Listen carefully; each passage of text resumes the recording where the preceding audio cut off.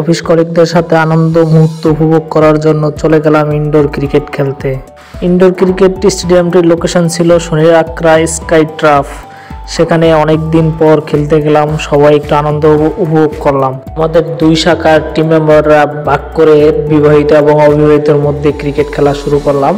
আমরা প্রথমে টস সেরে ফিল্ডিং পেলাম, আমরা ফিল্ডিং দিতে শুরু করলাম।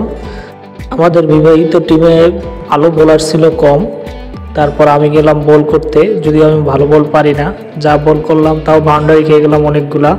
এভাবেই বল করতেছিলাম। ভালো বোলার না থাকার কারণে অবিবাহিত টিম মেম্বাররা অনেক রান তুলে ফেললো। মাত্র 10 ওভারে 140-এর টার্গেট দিল আমাদেরকে। অবশেষে আমরা ব্যাটিং করতে গেলাম। ব্যাটিং করার আগে ফিল্ড সেটটা একটু দেখে নিলাম, তারপর শট খেলার চেষ্টা করলাম। আনিস ভাই খুব ভালো একটা ফিল্ডিং দিল, ইজি একটা 4 ঠেকিয়ে দিল। অল্পের জন্য রান আউট থেকে বেঁচে গেলাম। ইনডোর ক্রিকেটে তো 4 ছক্কার সরাসরি, কিন্তু এখানে আনিস ভাই যে ফিল্ডিংটা দিল আসলে অসাধারণ একটা ফিল্ডিং দিল। এরপর একটা নো বল পেলাম, বলটাকে 6 পাঠিয়ে দিলাম। এভাবেই খেলতেছিলাম, ভালোই মজা করতেছিলাম। শেষে একটা বল শট খেলতে গিয়ে স্টাম্পিং হয়ে গেলাম, যদিও আউট হই নাই।